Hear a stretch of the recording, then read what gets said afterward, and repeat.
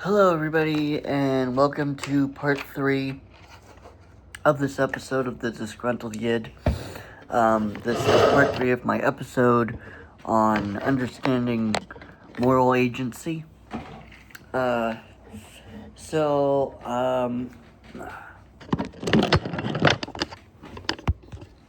that's better. So, got the shirt on still.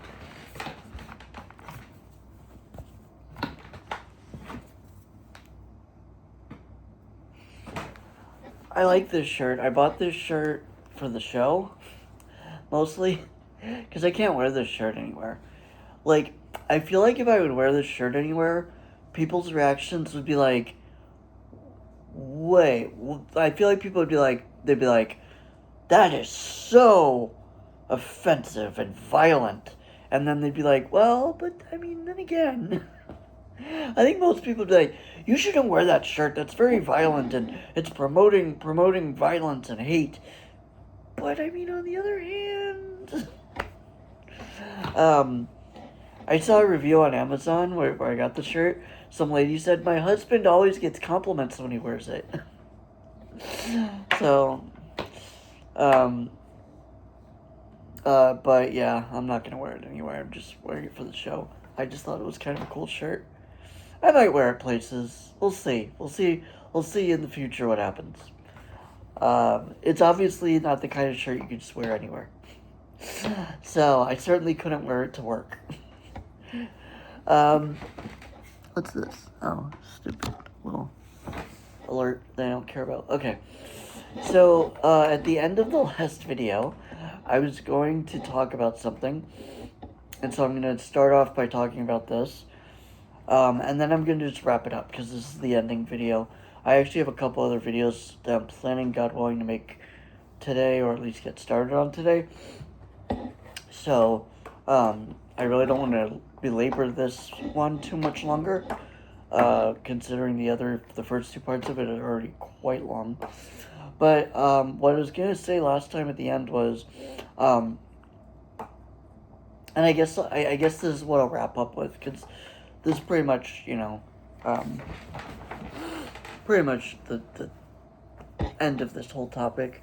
And so, basically, to summarize so far, the whole point is that in Judaism we believe in, excuse me, pardon me, we believe in the concept of bechira, which means free will, which means that every person is endowed, all people are made in God's image, and all people therefore are given a certain sense of dignity and respect that they should be given just based on the fact that they're made in the divine image, just that alone. And that's why when you have people that are dangerous or evil, we don't demoralize them and excessively torture them and things like that. What we do is we stop them from doing the harm, and we punish them for the crime, so we get the justice done. But you don't belabor it and make it excessive. Like, you hear people all the time, oh, if I ever caught this guy, like you hear about like some pedophile in the news or whatever, some child murderer. If I ever caught that guy, I'd tie him up for days and pull out his fingernails and I'd piss on him and all this stuff.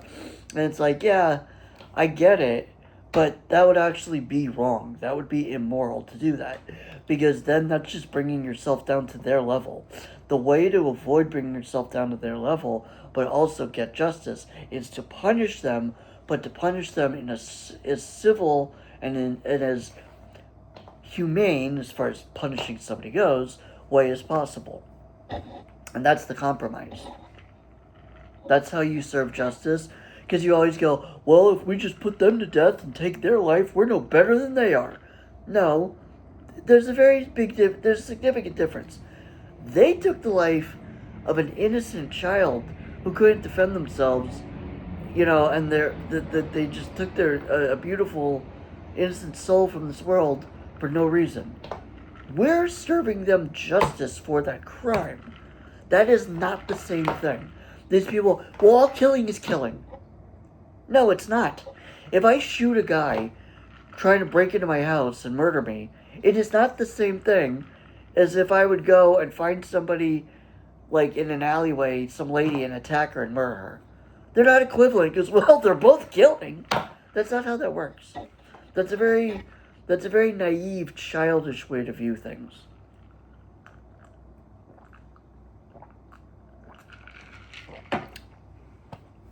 But I'll end off because I do want to get to those other videos. So I will end off with what I was going to tell you guys last time. I read this story that just really, really freaked me out. And I'm warning you now, if you're sensitive to descriptions of graphic violence and abuse, you're not going to want to listen to the rest of this video. So for all of you that watched and liked the video, hey, thanks for watching. Come back for the next one, and I'll see you when I see you. For those of you that are brave enough to hear the rest of it, okay, here we go. If you have any doubt as to just how dark and evil and undeserving of mercy pedophiles are, and people, sexual predators are, especially the ones that prey on children. Let me tell you a story that I read, a case study that I read. It's not a story, it's a case study I read. I'm reading a biography about that doctor who I mentioned in the other parts of the video, in the earlier parts of this video. And she was telling a story that just really blew me away because it was just so fucked. So I'm just going to tell you, but be warned, it's very graphic. It's very dark. In describing sexual sadists, that's a fun topic. Pardon me.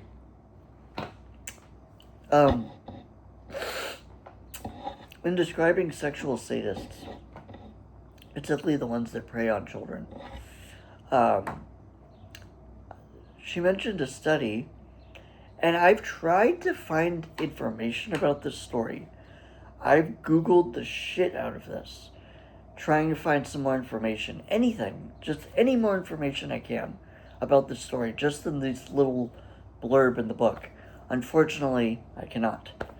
I recently purchased a book by her where she talks about the effects abuse has later in life to adult victims who were victims in childhood. And in that book, I think that she might expand a little bit on this story, so I'm curious about that. That's not why I bought the book. I bought the book, though, just because it's interesting. But also, I actually found out there's a chance it'll expand upon in the book on this story after I'd already bought the book. So I actually didn't buy the book for this reason. And I didn't get the book yet. I'm still waiting for it. But in this other book, the story I'm referring to, she brings up the fact that sadists, they get pleasure from causing pain or seeing other people in pain or in some form of misery or discomfort. So one of the stories I read about was the story of a father who knew that his 9-year-old daughter had a fear of the dark. Very common, very, very, very common, Possibly the most common childhood fear. I think almost all children have that fear to some degree. And some have it worse than others. Like some children, for example, can sleep with a little nightlight. Or like when I was a little kid, I was scared of the dark. So my parents bought me a glowworm. Glowworms were these really cute little things. They were like these, like, I think they're, I forget the material. It's like a really hard plastic or like a really hard rubber that makes up the heads of of lots of dolls and toys. It's a very firm but pliable material. I think it's a really hard form of like plastic. Well, anyway, so the glowworm, it's like got a head with eyes and a mouth, And then it's got a body made of fabric. And on the top it has a hat, also made of fabric. It's a little nightcap, like the old style, old timey nightcaps people used to wear like in the olden days. And I'm sorry, I can't stop. Sorry, I can't stop yawning.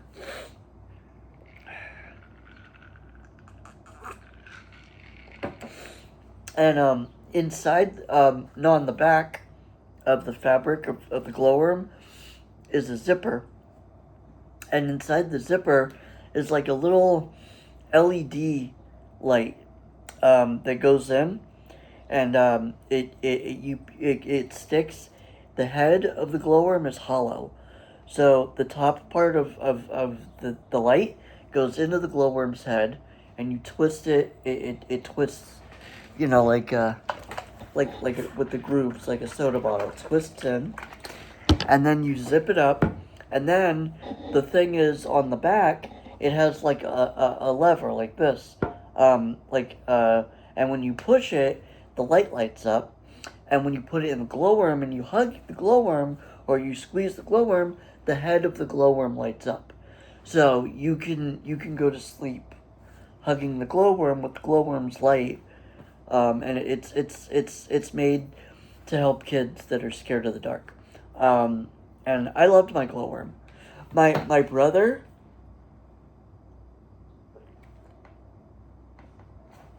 took my glowworm, and when he went to Burning Man, this was already when I was an adult, um, and he made it a dirty thing.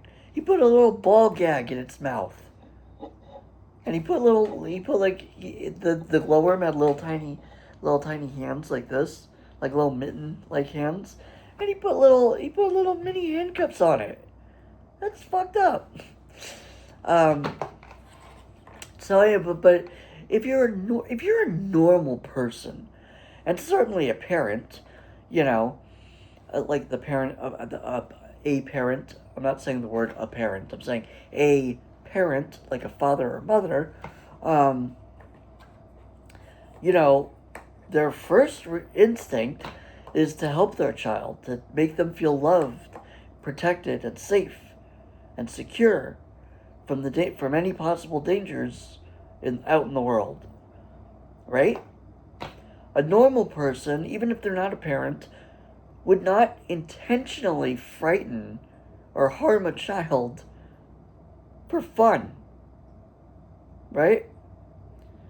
Unfortunately, there are species of people in this world called sadists who that is not true for, who actually it's the opposite, that they seek to inflict the maximum amount of pain, the maximum amount of psychological torment and abuse and torture onto their victims intentionally because they get a thrill out of it. Particularly the sexual, not all sadists are sexual sadists, but sexual sadists particularly get a thrill out of doing things to sexually harm people. And in this story goes like this, this case. So there's a father who had a 9-year-old daughter who knew she was afraid of the dark. And so because of that, because he knew that, he intentionally took her out to the woods, tied her up overnight to a tree. This is his own flesh and blood, mind you. 9 years old. His own flesh and blood child. Okay? Keep that in mind. This is her father. Okay? Keep that in mind. Tied her to a tree in the woods overnight because he knew that she was afraid of the dark, and he knew that if he left her like that, alone, tied up out in the dark, in terror, screaming and crying, that she would be in terror and she would scream and cry all night long, begging for help. So he did that. And if that wasn't bad enough, throughout the night, and get ready for this part, throughout the night, he allowed various friends of his to come out of the woods and rape her.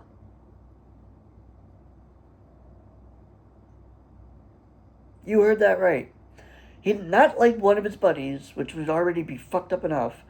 No, numerous.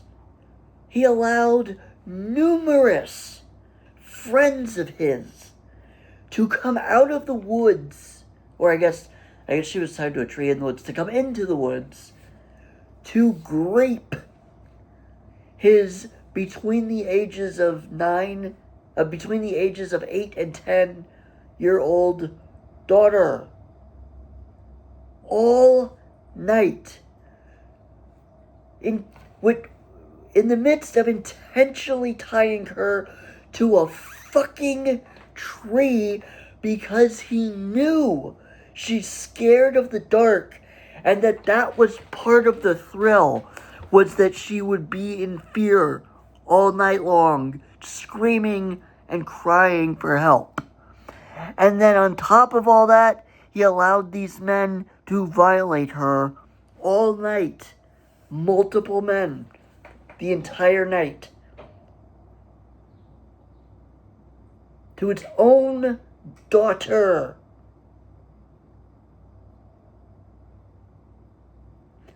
How do you hear a story like that and not want to put this guy in a fucking gas chamber?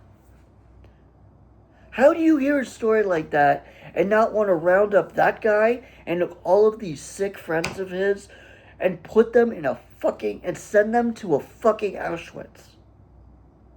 We should build an Auschwitz for pedophiles. We need an Auschwitz for these people. These people deserve to go to an Auschwitz. They're not normal. They're monsters. They're evil. They need to be eliminated from human society, from life. They serve no purpose but to further bring misery, suffering, pain, evil, and chaos and disorder to the world. They will never contribute anything of any value to society. They have no moral boundaries. They have no moral compass. They don't even have the ability, many of them, to think in normal moral ways like normal healthy human beings do. And that's why they do shit like that. Like that guy did to the story I just told. I mean, that story, I couldn't stop thinking about it for days. Just because of how fucking crazy it was. I mean, I can't believe... I mean, I know people... I've heard stories of people actually doing much worse. To people. To children, even. I've heard much worse. I would even venture to say that maybe what... I think his name was Peter Kelly. I might be wrong about that. But the pedophile from Australia who created the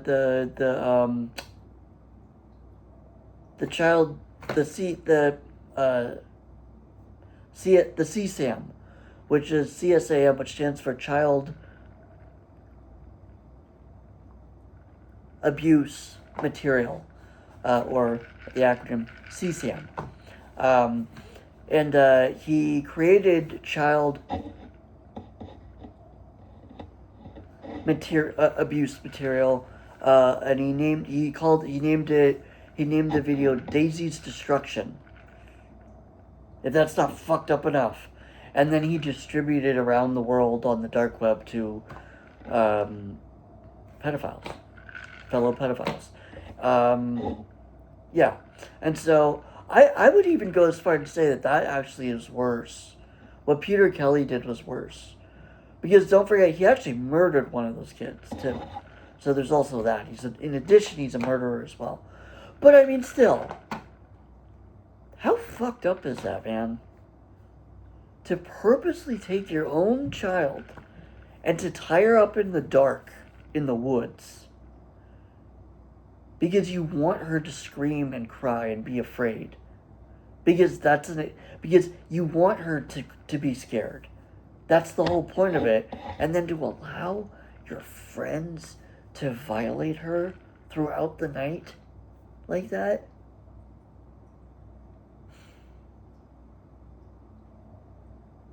You can't even wrap your head around this. It's so fucked. It's so beyond normal. It's so beyond anything that the normal, healthy human, psychologically healthy human mind can process. That it's almost like it's something we don't. It's almost unbelievable. We almost want to think, oh, that didn't. No. That's made up. That didn't really happen. Somebody wouldn't actually do that. A father could never actually do that to his own flesh and blood. That's just a made up story. That can't possibly be true. And it's not because we don't want to believe it because we're trying to defend him. No, it's because our mind doesn't want to believe that something so horrible can exist. But unfortunately, it does. And you know what I'm willing to bet? I'm willing to bet that it's very likely that the man that did that and the men that helped him, his friends, I wouldn't be surprised if every single one of those motherfucking piece of shit, lower than fucking dog shit people, like subhuman cocksucking asshole motherfucking monsters, are all still walking around free and healthy as a bird. I wouldn't be the least bit surprised if that were true. If that fucking monster, if that fucking asshole is still walking around free with no consequences for what he did to that sweet, beautiful little girl. That God gave to him and charged him with the responsibility of loving and protecting, and he destroyed that. And he damaged that beautiful soul. If you don't think that guy deserves to be in a gas chamber immediately, I don't know how we can even have a fucking conversation. If you can look at someone like that and still tell me that you don't think that they should go to that there should be an Auschwitz for these people, I don't even see how I could even have any sort of a conversation with you, because we can't even meet on a basic starting point that it's the worst thing in the world to hurt kids. This isn't rocket science. This is something that every normal human being knows. They don't even have to be told. You don't even have to be taught this. It's internal. It's instinctual.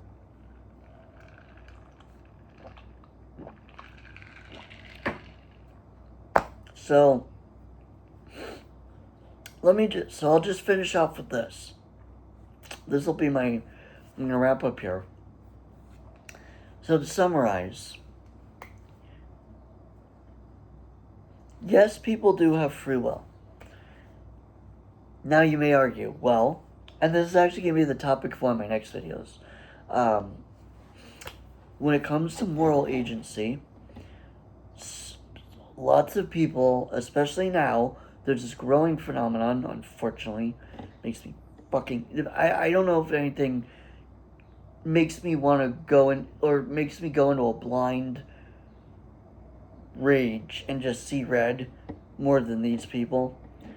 But more than I hate pedophiles to me are the worst human beings on the planet. I don't hate anybody more than I hate pedophiles. I mean, to me, they are literally the worst fucking scum on this planet. There's nobody lower than a pedophile. Pedophiles are the worst human beings that exist on this planet. They are the most evil people to ever exist. And I'll never back down from that. I will never not say that. Pedophiles are the most evil people ever. They're the most evil people to ever exist and ever will exist. There is and never will be anybody more evil. They could do anything more evil than be a pedophile. Pedophilia is the most evil. Pedophiles are the most evil people in the world.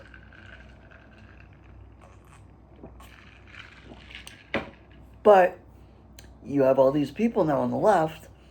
Again, it's not everybody, it's not even most people, but you do have these loonies on the fringe of the left who want to argue that being a pedophile is not a mental disorder. No, it's a sexuality. It's an orientation, just like gay or bi or straight. It's just a person's orientation, and we need to learn to accept people for it, for who they really are, and not shame them for it. And they've even developed a really cute little term for these people called MAPS, which stands for minor attracted person. MAP, minor attracted person, or minor attracted persons if you're getting plural.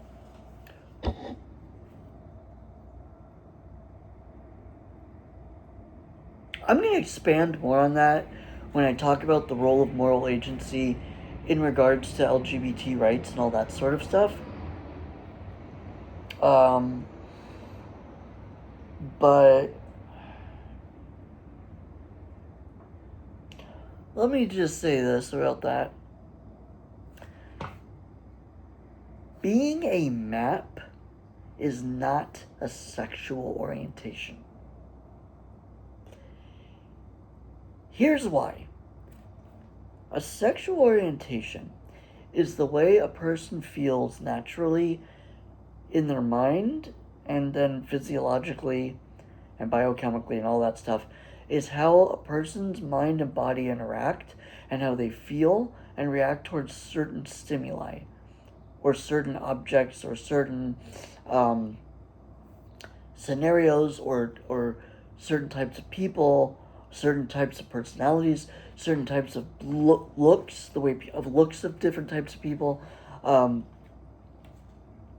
And it develops and it grows and expands over time to eventually when you're in your adult years, so like around probably your mid-20s to your early 30s is when it fully completely is crystallized as, at around your, like, I'd say around 26, or if you want to really go up higher and be generous, definitely by 30. If you don't have your sexuality figured out, like you're still questioning by 30, I mean, that's cool. I'm not shitting on you or anything. That's cool.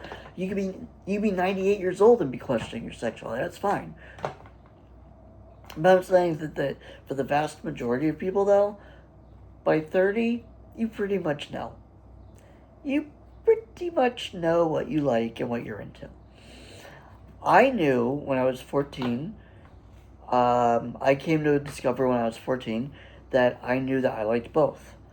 I like guys and I like girls. I'm more attracted to guys. I'm not gonna go over a whole bunch about this because we covered it in a previous video. But I'm more attracted to girls. I think on a physical level. But on more of a romantic, like, attraction, like how I have a crush on and get all warm and fuzzy feelings for, like, ooh, they talk to me, that sort of thing. It's mostly guys. That's not to say I have not been in love or had romantic feelings for women. I have. But, I don't know, I more tend to have those feelings towards, like, those crushes and those kind of feelings. I usually tend to develop those feelings towards guys more than girls. But it's interesting because physically, like, what gets me turned on, I'm more turned on by girls. Like, looking at a naked girl, like a really hot naked girl, would turn me on much quicker than a really hot naked guy. I mean, they would both turn me on. Don't get me wrong. They both would turn me on. But I think it would be I'd be turned on a little bit quicker. Like, a little bit faster. If I get turned on a little bit faster by girls than guys, so physically, like looking. Again, I get turned on by both, but like if I see a really hot girl, there's like a couple, like maybe like a couple seconds, like gap between seeing it and then the feedback loop to go into my brain and to go, oh, that's hot, and then to start feeling the process of getting aroused. the heart rate going up, the vision slightly narrowing, the the heart, that whole thing. And I'm not going to say, but the rest of it, what happens. So, yeah, that happens to me when I see, like, a really hot girl that I'm attracted to, like that. But when I see a really hot guy, it's more like, okay. It's, like, a little bit different. I'm not as strongly physically attracted to guys as I am to girls. But, like, romantically, I tend to think romantically more about guys in a romantic way than I do towards girls. I don't know why. It's the way God made me. So when but that's an orientation, right? So but the thing is with an orientation, it develops over time. Like, for example, if you're gay, when you're a little boy, you'll find other boys attractive. Like, when I'm going to sort of paraphrase comedian Mike Normand, because he made, like, a little joke about pedophiles, and actually, even though it's a funny joke, it's also actually very good gauge of truth of how things work. So, I'm going to say it's about myself, but this is also a joke that Mark Normand told when he was on stage. Now, he is not gay, so, or bi, or he's straight. So, my version of this is going to be the LGBT perspective. But when he told this joke, or this story slash joke, that he was telling from the straight perspective. So, here's what it is. When I was 10 years old, okay, excuse me, when I was 10 years old, if I saw a 10-year-old girl that I thought was pretty, I would be excited and obviously turned on.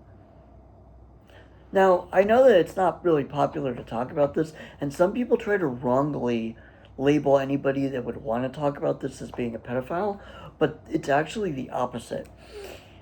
Let's talk about kids for a second. We generally tend to think of children as being completely, like, sexless, like, almost like they're like eunuchs, that they just don't have any of those feelings. No, they don't have any of those feelings until puberty. That's when. Until then, they're just these completely sexless, feelings wise. They're these completely just sexless blobs. But we know that that's not really true.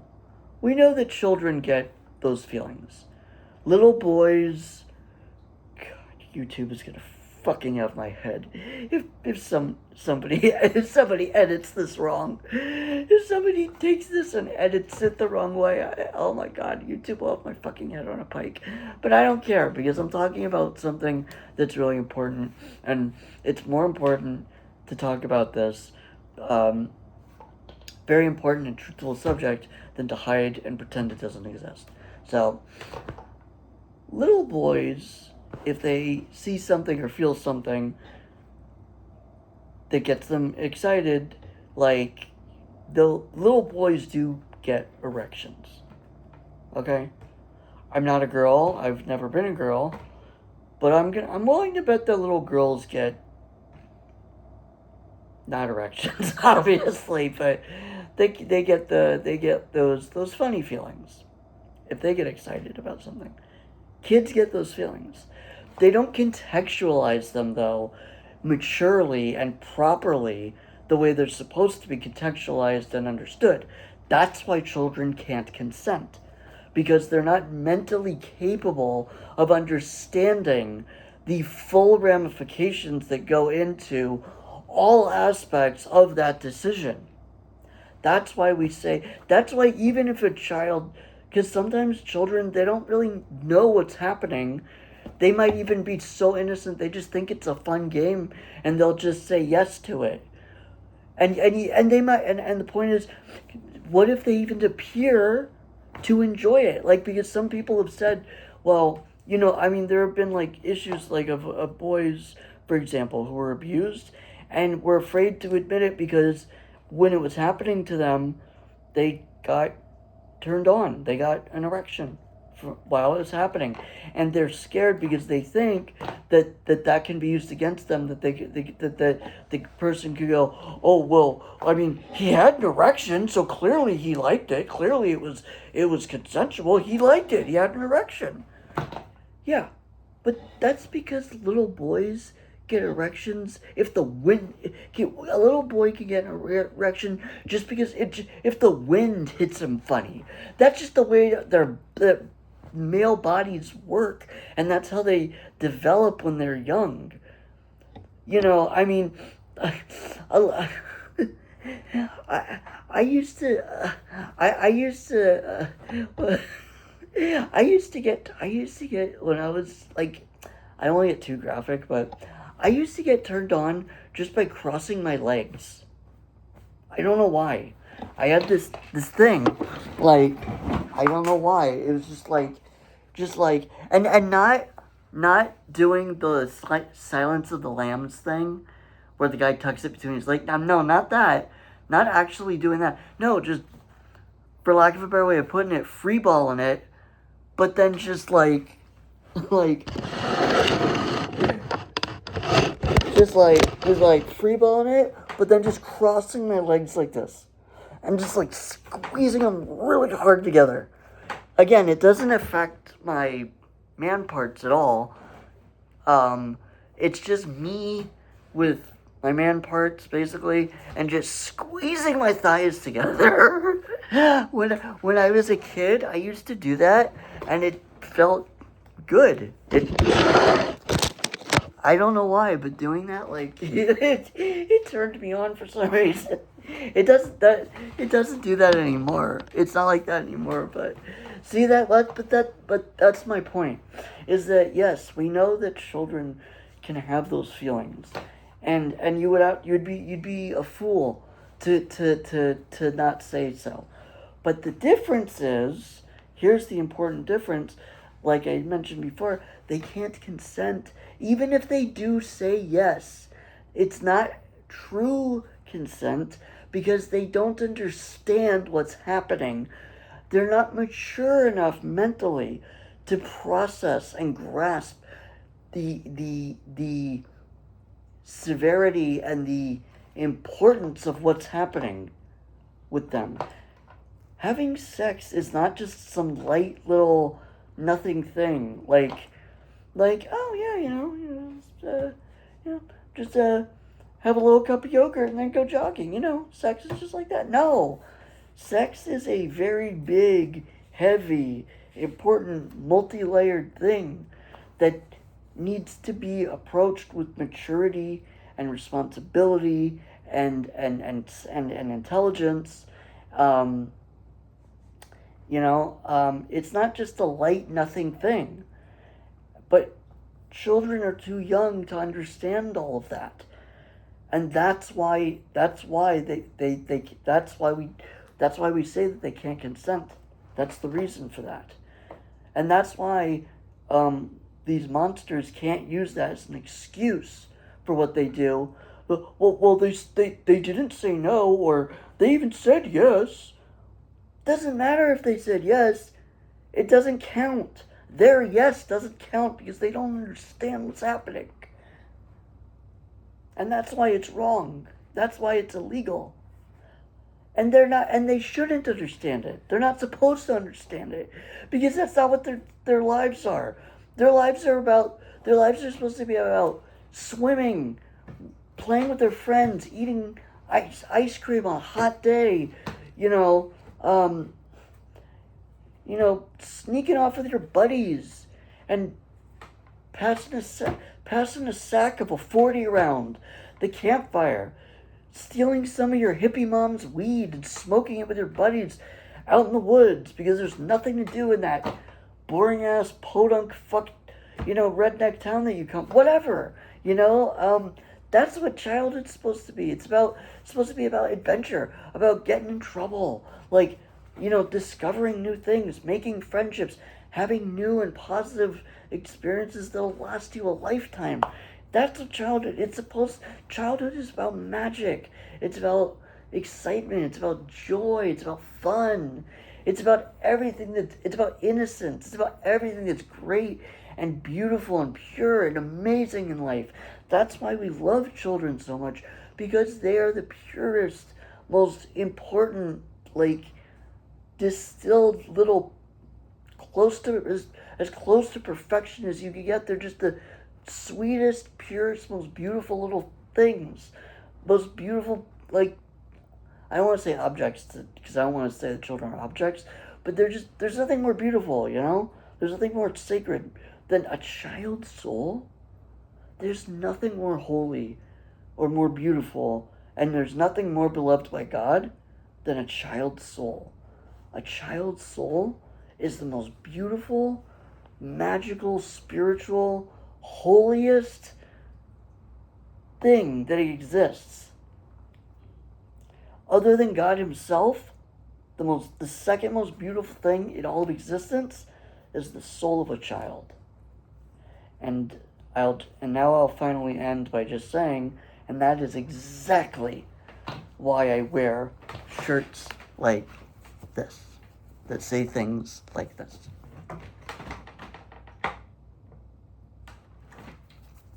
I'm not gonna say it because it's YouTube, but I can use an acronym or a euphemism. So, delete child molesters. Unalive child molesters. And before I go, let me, as I always have to do to cover my ass, I am absolutely 125,000% not advocating for vigilante justice or mob rule. It's hard to say that. Or something like that. I'm not saying that I want people that watch this video to go and purchase a pew pew and go fire off a couple of quack quacks into some sick pedo's head, or it doesn't mean that I want somebody that was a victim to then go and see this video and then go and find the person that abused them and take and take them out and delete them, if you will. I'm not advocating for anything like that. When I say that pedophiles and child predators should be unalived, and when I say stuff like that, I mean the government, under an official, legal, federal program, should be in charge of it. The government should do it, not citizens.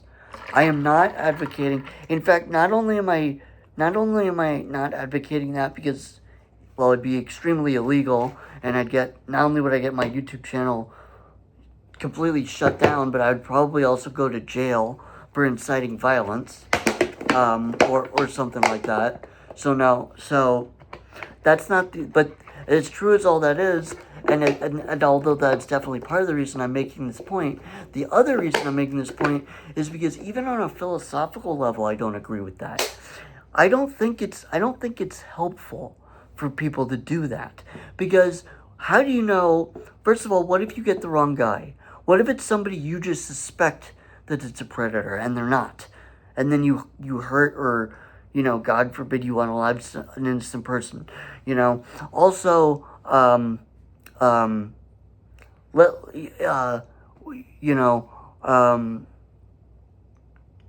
what if you try to unalive the person and you fail and they escape? So now you got two problems. Now you got a child molester out there who's definitely going to go and do more of it, right? But now, unless you have really solid, even if you have really solid proof, but the fact that you tried to kill them, that you can now get in trouble. Like, there's this guy who does this channel. I forget what it's called. I think it was called like Predcatcher or something like that. Basically, this guy is trying to do sort of like almost like an undercover version of the Chris Hansen To Catch a Predator thing. And he sets up meetings with these sickos, and he goes, greets them, and meets them in person. He tricks them into thinking they're going to meet with a kid, and then he basically just comes and grills them mercilessly until he can get whatever information he can out of them, and then they call the cops and they turn these guys over. Now, I like that idea. I think that's a cool idea. But here's the problem with that. He's been arrested. Now, would be really ironic if he was molested for abusing kids. That would be super ironic. But no, he was I said he was molested. He may have been. That might be why he's doing this, actually. That would make perfect sense. No, he's been arrested for doing this. Why? Because it's illegal to just go out and carry out the law and take the law in your own hands. That's not how this works. We have police and a court system and a legal system for a reason. You can't just go out there meting out your own street justice willy-nilly. If everybody did that, it would be chaos. It would be a jungle. There'd be no order. It'd be just constant war and violence. That's why people always think it's odd when I say that the rule of law is a liberal value. People go, but isn't liberal about like being free and not under tyranny? How could the rule of law be liberal? Because without the rule of law carried out by a centralized government of people, and everybody just has the authority to just go do whatever they want willy-nilly, it'd be freaking chaos. First of all, eventually what would wind up happening is the strongest, biggest, baddest motherfucker out of all of them would eventually rise to power amidst the chaos, and then he would become a fascist leader. And there'd be no freedom. So, the rule of law is necessary to preserve freedom, and to preserve peace, and to preserve the rights that we have and that we enjoy as a society. Actually, I thought this video was only going to be like 15 minutes. Now it's going on to like almost an hour, which is pretty crazy. Well, I tend to ramble, so. But that's it, guys. God willing, I'm going to bang out 2 more videos today. If not, hopefully by the end of the week, I'll have those videos out. I'm going to do 2 topics on my next 2 videos. My next video, because I kind of want to take a break on this moral agency subject, although I might talk about it a little bit. My next video is, which I'm actually going to film as soon as I'm done doing this one, is all about, Holocaust denial. And I'll explain why I'm doing that one at this particular point in time. You'll see in the next video. And then after that one, I think the second one I'm going to do is I'm going to talk about moral agency in the LGBT community and what that means, and how that works and what it looks like. Anyway, thank you all, and please, if you did find something of value or enjoyment from this video, please hit that like button and subscribe and share the video if you feel it's worth it. Yeah. And I love you all, and I'll see you in the next one. Bye.